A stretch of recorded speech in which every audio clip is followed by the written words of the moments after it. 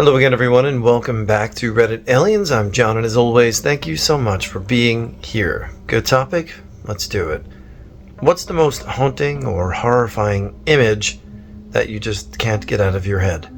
Please remember to like, share, and subscribe. My dad is a volunteer firefighter. He was dispatched to a single vehicle accident, a small SUV rollover. The car was upside down. When they got there, all three passengers were pinned. The car started to burn as they pulled up. They tried to put it out as best they could with the extinguishers on the MVA rescue truck. Their engine, truck with the pump and water on board, was still en route, and it was all they could do to smash the rear side window out and pull out the teenager who had been sitting in the back. His parents burned to death. Dad gets a glassy-eyed 1,000-yard stare when he's asked about it. Not really an image, I guess, but my friend and I were sneaking out to meet up with a friend and go to a different friend's house. So we met up with a friend and started headed to the other friend's house. While walking there, we saw the local homeless man who was most likely mentally ill. It was around maybe 11 p.m. and he was mumbling, "I'm going to kill you," over and over and describing how. Before we saw him, we all huddled together and walked as quietly as possible, hoping he wouldn't run across the street to attack us or something. When we heard him mumbling, we almost shit ourselves, and us, being the dumbasses we are, dared the other one to yell out, "What's up, Gur?" The other friends and I were going like, no, but ended up doing it. So, one of them yelled it out as we passed him a bit, and he stopped mumbling and stared at us. When we noticed he was watching us, we effing booked it and ran so fast to the other friend's house, but hearing him describe something so effing gross was just horrible. I was in my 20s and my aunt, who was in her 70s, died in her house. She lived with her daughter and granddaughter. They called my mom and me when she died. So we went over to see what we could do. We pulled in as the ambulance was pulling out and leaving. Wow, just missed it. So we went up to the door to see my aunt dead on the living room floor, and her daughter and granddaughter were at the kitchen table. The ambulance pronounced her dead, so they left her there. So we called the morgue to come pick her up and wait about an hour. My aunt was close to 300 pounds, I'm guessing. Two people show up, a 70-year-old man and a 100-pound woman. Guess what? They couldn't lift her. So the old guy grabbed a leg, and the girl grabbed a leg, and I had to grab the arms of a fresh, dead body to get her into the house. I'll never forget that feeling. I was 13 and it was at my dad's job. My dad had called us and said he was having tachycardia again, not an unusual thing for him. And me, my mom, and my grandmother drove over there. He was talking to us and acting fine when all of a sudden his eyes rolled in the back of his head and he started snoring. My initial thought was he fell asleep, like that condition where you fall asleep everywhere at random, but I realized it, and that was the night my dad died of a heart attack. I'll never forget watching his eyes go back in his head and his whole body slump over. I watched a Vice News documentary about 5 years ago on the Ukraine and the separatists. This one episode was very informative until the end, when they just showed what a war really is. They came up to an APC that had been hit directly and exploded, burned parts of bodies everywhere. Then the one thing I'll never forget is a man hanging from telephone cables. His internal organs must have been turned to slush the very moment he died, as he was hanging, but his torso was paper thin, right where the body was balancing. The only thing keeping the body together was his skin. I guess it's not horrifying, but it's a moment that I'll never forget. My mom had been battling cancer for well over a decade, and it was coming to her final weeks. Her mobility was extremely limited. She was unconscious most of the time, and we had an army of caregivers and nurses that would come 24/7 to look after her. One day, I'd gotten up early to go to university, and I'd come downstairs to find one of the nurses attempting to give her some food. The nurse looked at me and said, "Who's this gorgeous lady? Isn't she beautiful?" With her saying that, my mom turned to look at me, her eyes wide open and filled with what I can only explain as pure joy. She smiled and nodded her head. She got me to come closer, and I held her hand. She started crying and told me that she loved me. That was the last time I ever got to talk to my mom or see her open her eyes. She passed away a few days later. I think she knew that was the last chance she'd get. I think about that moment every day. I've occasionally been asked throughout the years, how do you read all these stories? Does it affect you? And no, not really. But family stuff does. And your story, I don't know if you hear my voice cracking a bit, definitely choked me up. So sorry for your loss. My little brother crashed a four-wheeler into a barbed wire fence.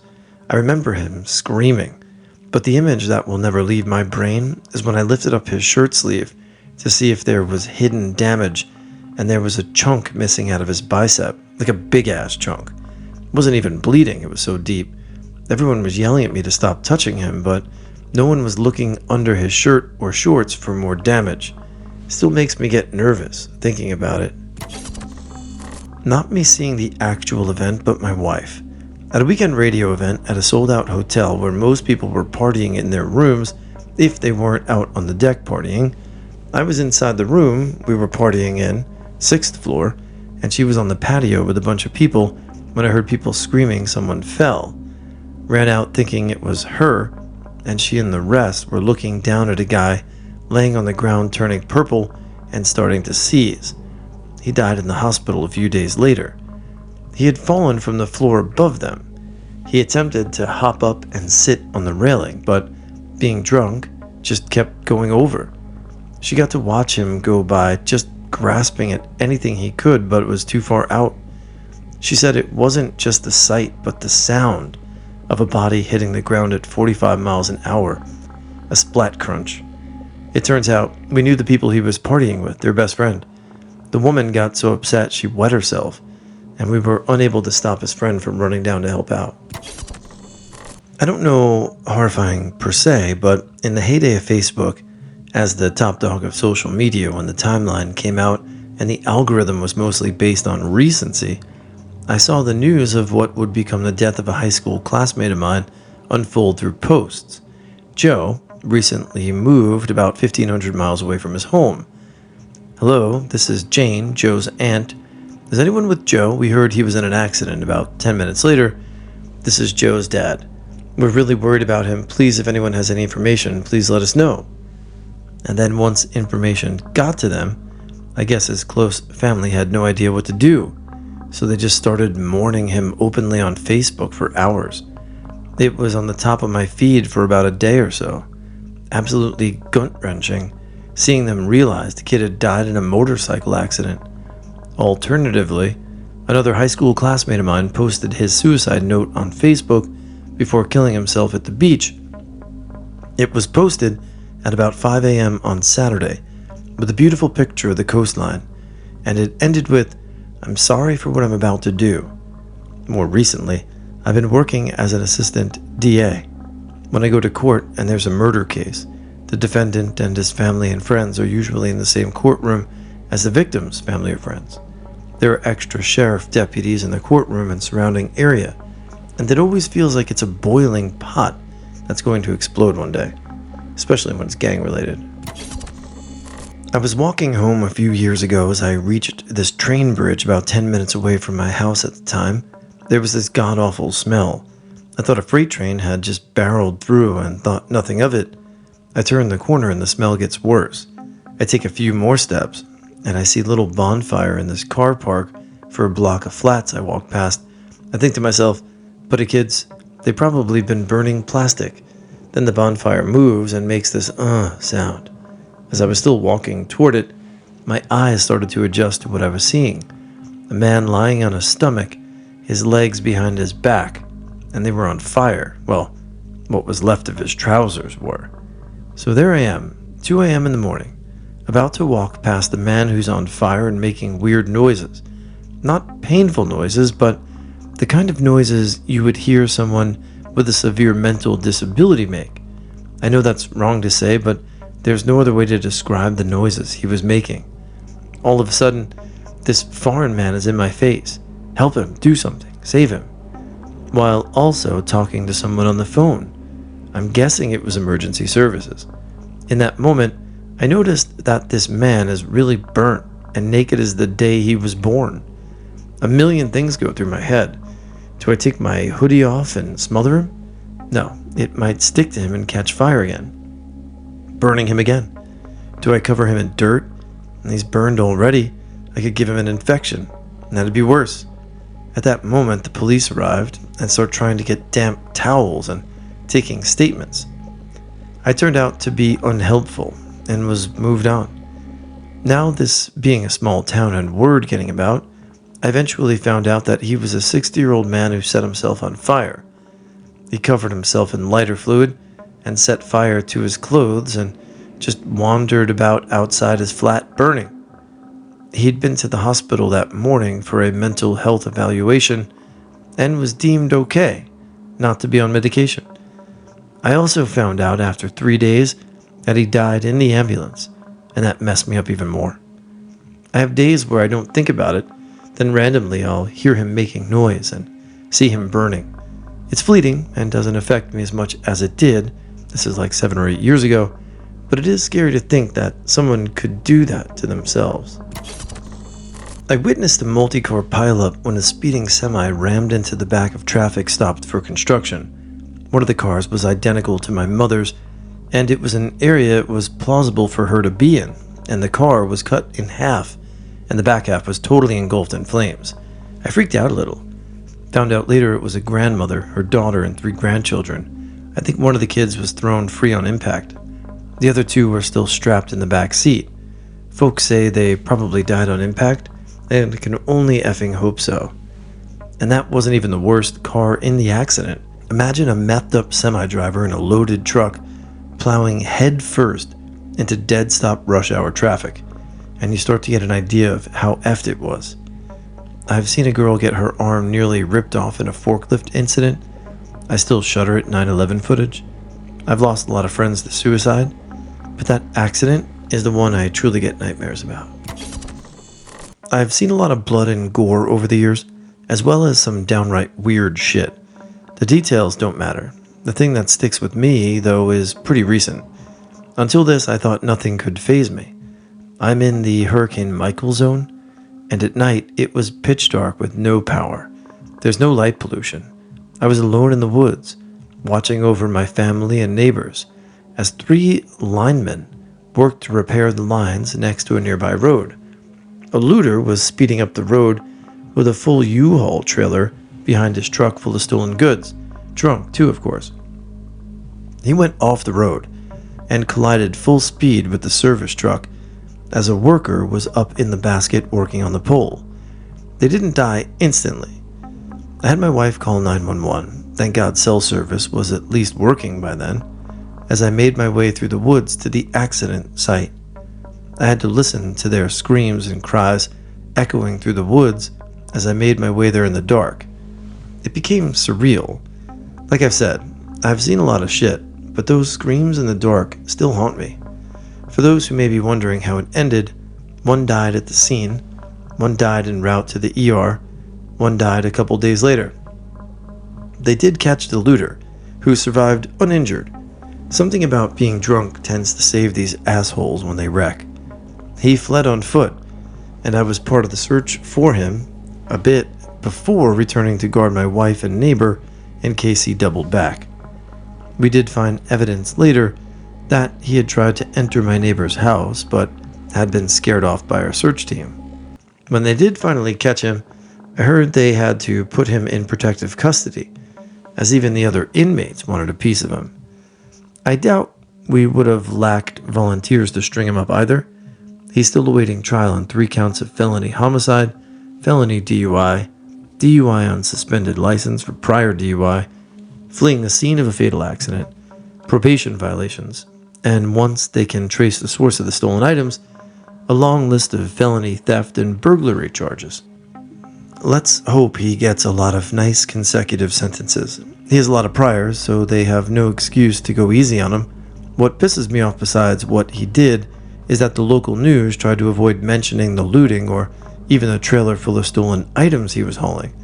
It's because of shitheads like him that I had to stand guard over mine and the neighbors' houses for weeks. If I hadn't been at the scene, I wouldn't have even known he was a looter. I have 2. My dad died at home. He had lung cancer, He coughed and it ruptured his aorta. He drowned in his own blood. My mom was trying to save him by doing CPR, but it was just spraying blood everywhere. When I heard my mom's screams and cries, I ran upstairs to see what was happening, and my dad was pale. My mom was a mess and there was blood everywhere. When I kissed my dad goodbye, he was getting cold because the paramedics tried to clear the blood out of his lungs and couldn't. I still can't watch anything where a parent dies without a panic attack, and it's been 9 years. My nephew died. My sister was pregnant with twins, and they were both at 27 weeks. I got a call to say she'd gone into labor. I asked my boyfriend to take me to the hospital, and he said he couldn't because he had to fix his aunt's gate. It took me 2 hours by bus to get to the hospital, and my nephew had died by then. It's taken a lot for me to move past that. My now fiancé apologized, and he doesn't really get empathy. He told me he doesn't understand why I was so upset about a baby I'd never met. He also doesn't like my mom or sister, and didn't want to spend the day in the hospital, which isn't what I asked. It would have taken him 30 minutes by car, and said it took me 2 hours. Holding my tiny little nephew was awful. My sister and mom were crying. I was sobbing. Work wouldn't give me the time off for the funeral either. It was all around a shit-king time. It happened last week. I spent a night out with my family, sister, uncle, aunt, at a restaurant. I went home late and went to bed around midnight. I woke up at 6 a.m. to the sound of my father screaming and crying. He used to do that since my mom got her brain cancer. I got out of bed and walked toward my dad. He was shaking like crazy and wouldn't move from my mom, who couldn't move, walk, talk, or eat due to the stage of her brain cancer. So she was lying in a bed hospital in my house because she didn't want to go to the hospital. When I finally got him to move away, he just told me, "I think she's gone." So I had to check if she was breathing, look at her hands that were becoming white, check 2 other times because my father thought she was still alive, see him shake her, call 911, and call my family members. By the way, I'm 17. My family and I were coming back from a day at the beach and had just gotten back to the hotel. It was about 10 p.m. My brother and I were fighting in the car. I was 12 and he was 9. As well as we all were climbing out of the car, a man ran up to my dad and me. We were at the trunk of the car getting the beach stuff out and yelled at us to drop the keys and run. My dad threw the keys and we all started running. I have a big family, so when we were about 50 feet from the car, my mom realized my brother was missing.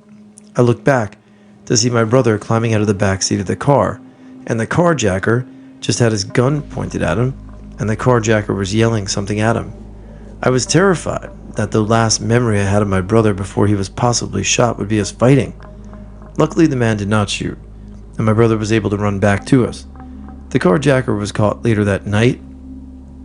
I still have that picture of my brother at gunpoint in my head, and the horrible feeling I had when I was witnessing this.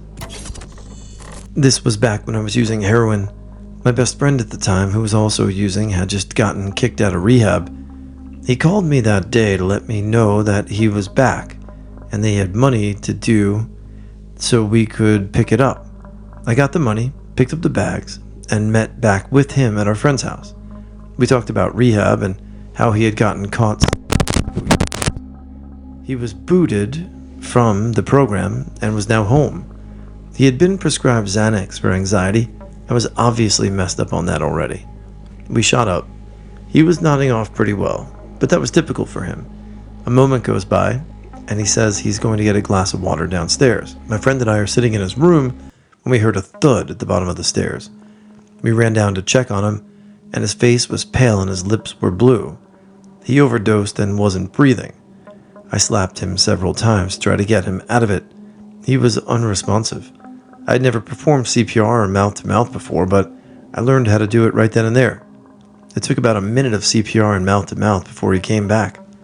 I burst into tears. I'll never forget how blue his lips were and how limp his body was. The moment that he came back and took his first breath will forever haunt me.